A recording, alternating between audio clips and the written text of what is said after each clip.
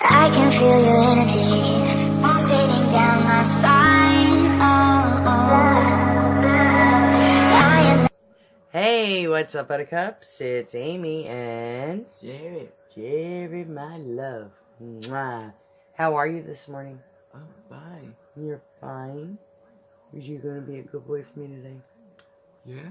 Yeah. We got to model your new vest. You got to put your vest on a little bit. So we'll have to model that for everybody. So yes, we are coming to you on a semi-rainy Friday morning. It's around 6 o'clock in the morning.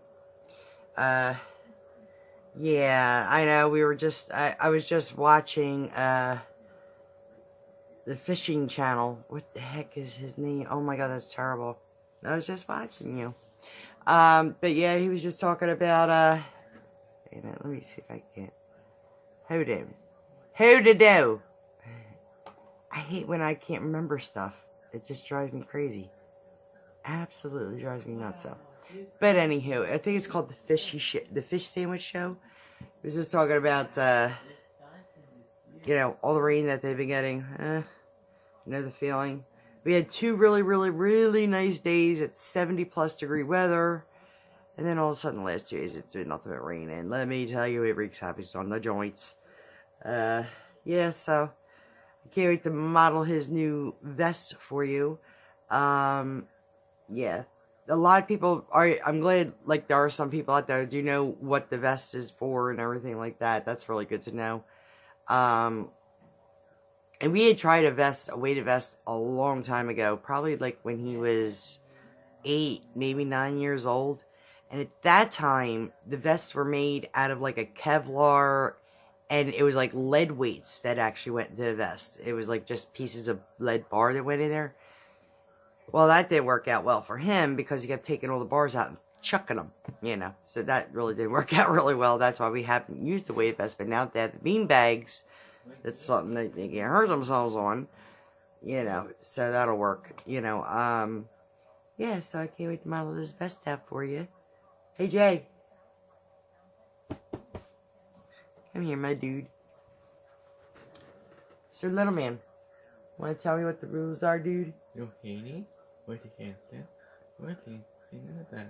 And we use our, Word, not our. yeah, And there's no, right here, and no, in the hair, no.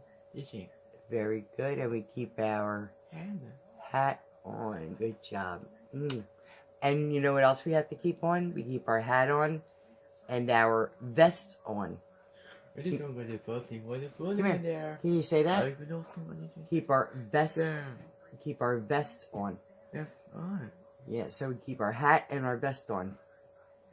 So hopefully that'll be helpful for you for the ride today to school. Knock on wood, I have not heard any problems going on with the school bus. I would like to say I assume no news is good news, but in this scenario, I don't know if that's really definitely good news or not. Because every time I don't hear something, that's when things are popping off, you know. And yeah. So we got to figure out what's going on with that. I'm probably going to email the teacher this morning and kind of get her eye, see how he did with his vest for the first day. We're going to try it out this weekend when we're going out and stuff. You know, hopefully that'll help give him the input that he needs, you know, that sensory input that he needs to help, you know, keep him feel secured and confident and all that, you know. But yeah, the idea of the weighted vest, especially with children who have really highly sensory issues, different children have different ways of handling their sensory issues. My son, in his case, he loves pressure. He likes pressure on his chin, his face, his forehead, all the places he hurts himself. He likes doing this a lot, pinching his chest. That's also pressure. That's what I'm saying. When he's self-injuring, it's not like he's hating on himself. You know what I mean? Or anything like that. It's something bothering him that's making him want to pinch himself. It's something that kind of like, it's you know, stimming is almost equivalent to like nail biting for just an atypical person. I said it's you know, it's how they deal with stress. And I mean, in my son's case, that's what the situation is. My son has a lot of, like, not phobias, but when he's in, like, large crowded places and places that have more than, like, say, 5 people in a room, that's when he starts having behavior problems. It's, for whatever reason, it's very stressful for him usually. The only time it does not affect him is when he's doing a karate tournament. He does perfectly fine when he's at a tournament, and there's like over 2,000 people at this place. It's ridiculous, and it's like one of the most crowded places we take him to, and he's perfectly fine with that. But if we're like in a room with 5 or 6 people, like he is just going off like nobody's business, which is really strange. And I don't know if it's necessarily with a bunch of people in the room or the size of the room, the lighting in the room. Could be even matter of anything. Again, with autism, expect the unexpected, you know. Oh, Lord. Yes, that's enough rambling for a bit. We're going to go get this day started. I'm going to go get his vest on. We're going to model it out for you. Alright. Going to try to set this up. Okay, watch me kind of put it on him a little. There we go. Alright, bud. Here. Get our weighted on. Our bestie. You go. Running was on this way. So. Right there. Good job. Okay. Put your arm. Alright. Good job. Alright. So. Can you lift your arm up, honey? Yep.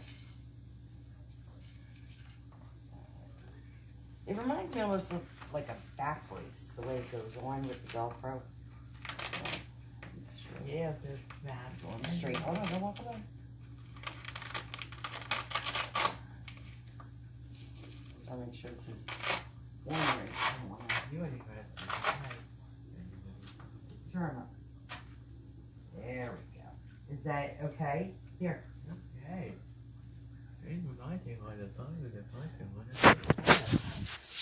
And that's what it looks like.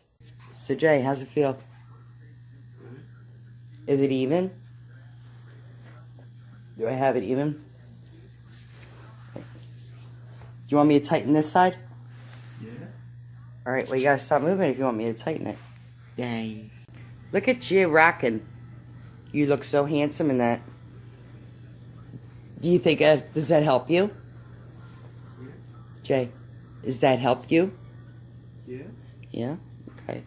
And another plus feature to this vest, since he likes pinching his boobs so much, Boys, this here, come here. What's nice is this part here is covering the area he would be normally gripping and pinching up on, which is nice. It's like covering that. So hopefully that shall work for him. We'll see. Hey, cat, what you fell and bumped your head? Get. You got 3 scratch posts over here. You're going to scratch on my table. Seriously? Yeah, so we're going to get it together. Him got his vest on. Him's ready to go. And it's getting back 6:15, so we got a few minutes. He's all packed up. He's got his meds. You took your meds, right? Did we take your medication? He is good on his medicine. He's got his lunch packed, his speech tablet packed, got his vest on.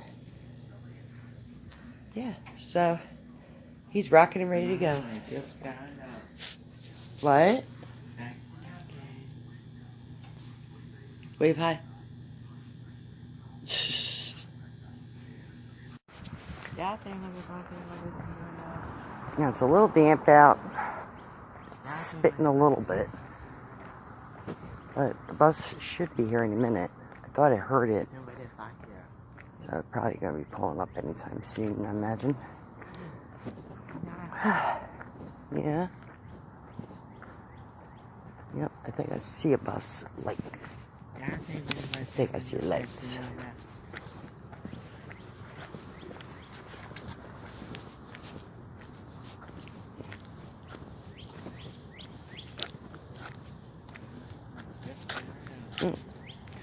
No, it's a regular car with its flashers.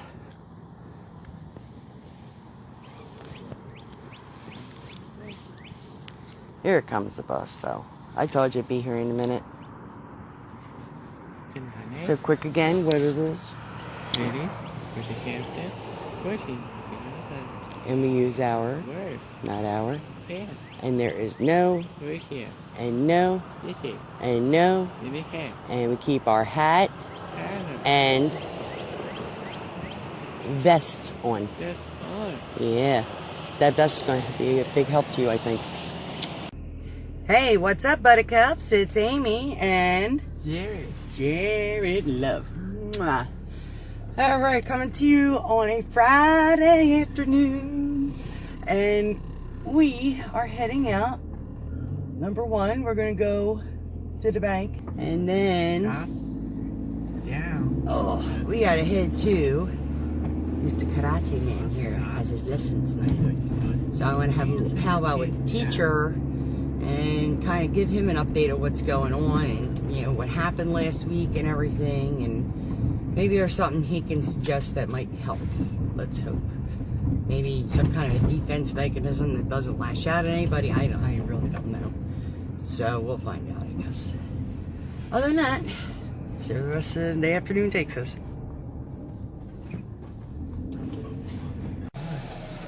Alright guys, well, we're done at the bank. Made it just in time too. I think it was getting ready to close. Security guard staying out front, guarding the door and everything. It was kind of weird. Yeah. So right now we are making our way slowly into the Philadelphia area so we can do our karate lesson. That's in about an hour. I guess, how was your day today with the vest? It was fine.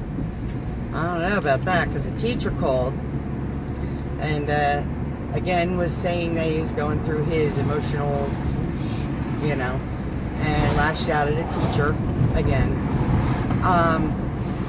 I don't understand where the aggression towards the teachers are coming from.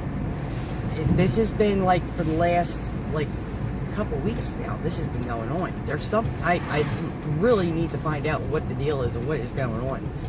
Because, I mean, yeah, we're seeing aggression stuff at home, but it's like self-injurious stuff. He knows better, I guess, because he knows better not to come after me, but, like, still, like, even at his worst moments when he's home and he gets all over the place, it's always self-inflicted. It's never lashed out externally.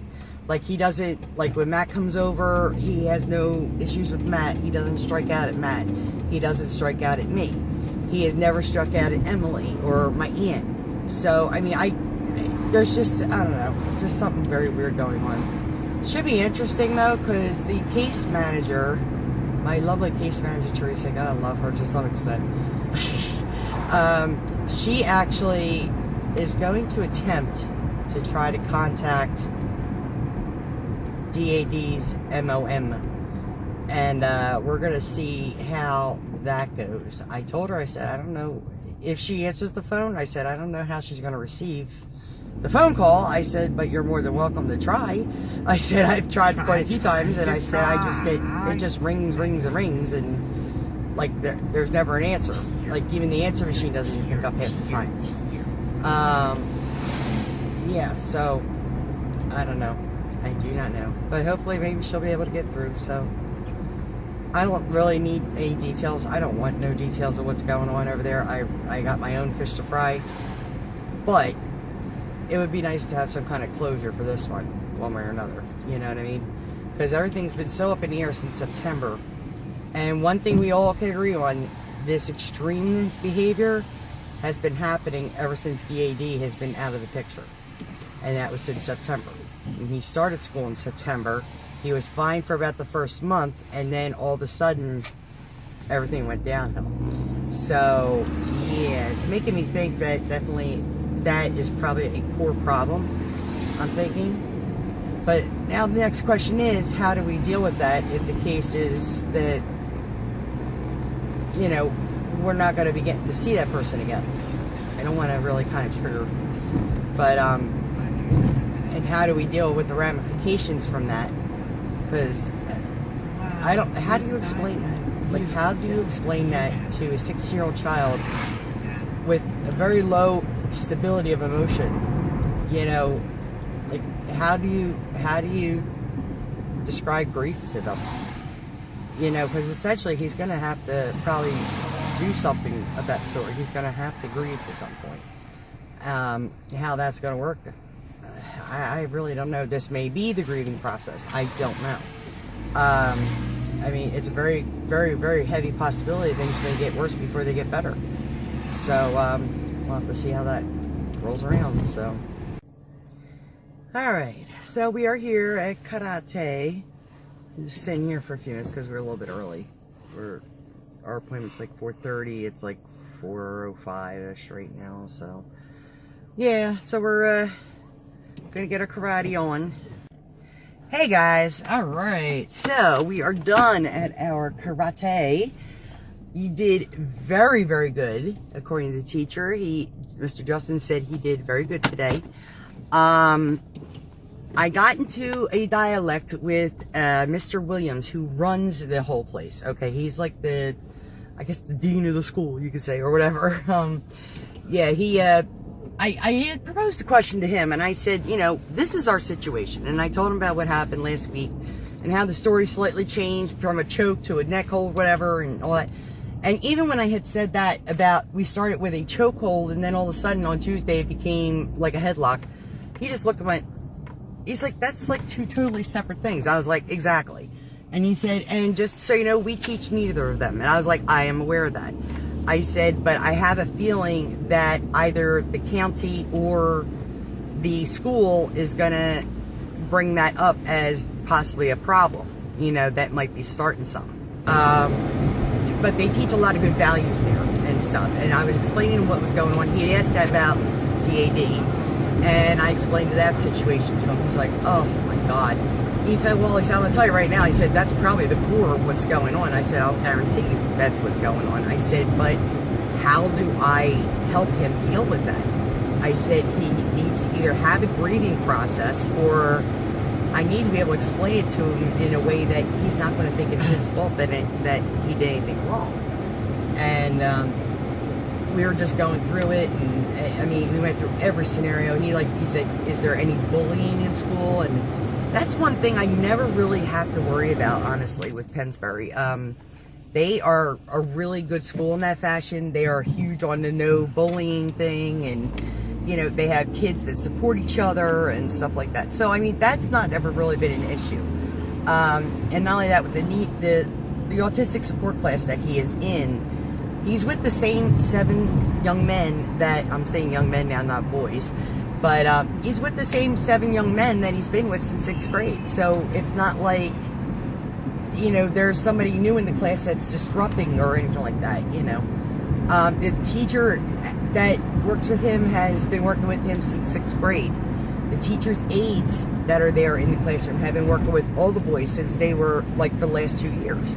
So it's not like there's anybody new there that shouldn't know what they're not doing or not doing. They're wrong, you know. There shouldn't be a question of that at this point, because they all know how Jarrod is. They all really love Jarrod. They do. They really care about him, and they don't want to see him this way, but they got to think of their safety too, which I get that, you know. But it was funny because at the end of the lesson, you know, Justin said he did really, really, really well. And I explained to him what happened last week, and he was like, he was the third person that said, he's like, there's no way, he said, he would have learned that here. And I was like, I know that. I said, I have a feeling that is something that might be brought up at this meeting coming up. And then we ran into Miss Felicia with the baby again. I love that baby. And so stinking cute. But yeah, she came in, and you know, and she says, hey buddy, how you doing? Gave Jarrod a high five, and Jarrod was happy to see her. Were you happy to see Miss Felicia? Yeah. Yeah. He says, yeah. We briefly told her what was going on. She was like, what?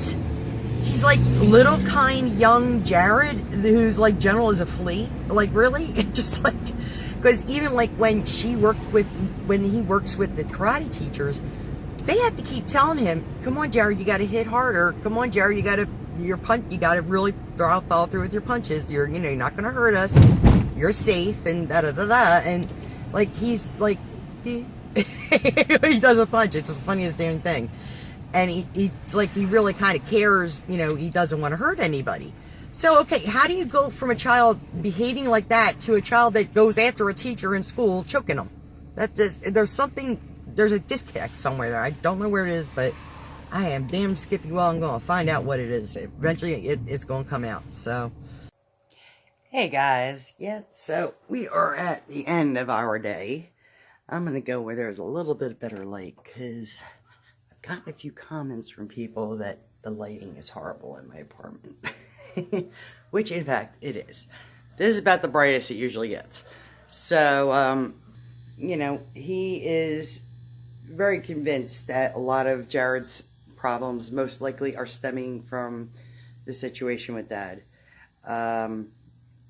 So, it's something we're probably going to have to address fairly quickly and fairly soon to kind of get him past this rut, I guess you want to call it. You know, he starts crying and whining, getting upset. And it's funny because any negative connotation that I throw at him, whether it be the word no, stop, don't do this, try this, they're like triggers for him for some reason.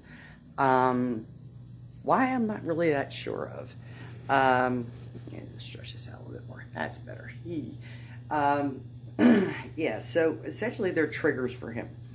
And he gets himself very upset, very wound up, and I feel bad for him. And it's like, I try to make it as unconfrontational as possible, I guess is the question, or the words that I want to use. You know, and I try, when I have to tell him no or stop or do something like that, I have to make it sound as though I'm doing it because, you know, out of love. And I'm like, oh, honey, please don't do that. Or something along that line. I try to keep it very keyed down, you know what I mean? And make sure I'm not, like, freaking him out or anything. So, I'm just kind of hoping the case manager was able to maybe get hold of her. And like I said, I don't even care what kind of information she gives us. Just tell us if he's coming back or not. Or tell us if he's going to try to get back in touch with his son at some point in the future. If not, you know what, then we will deal with what we got to deal with at that point, you know. So, yeah. So, I guess I'll close the end of the vlog out today. I was going to do the egglets review today, but everything got kind of, like, thrown off a little bit with, like, the day with Jarrod and everything, so I didn't get around to it. So I'm definitely going to try to cover it this weekend. I don't know about tomorrow necessarily, just because we have a few things and I have a meeting at work I have to go to tomorrow, so I don't know if I'm going to be back in time, and I'm not going to be starting that kind of a project at night. It's not really, it's going to be a project, but you know what I mean. So, yeah, so little man's already in bed, so he's out. And at this point, that's about the life of it, you know. Hit that like, subscribe, and share button, and I will catch you all later. No need to run and hide, no. But as the night draws near, we are animals of fear. Feels so cold inside my head. And as the sun comes up, we are always out of luck. There's no room for us here. It's a cold-blooded love. It's a cold-blooded love. It's a cold-blooded love. Helps us break each other's hearts. It's a cold-blooded love. It's a cold-blooded love. Helps us break each other's hearts. It's a cold-blooded love.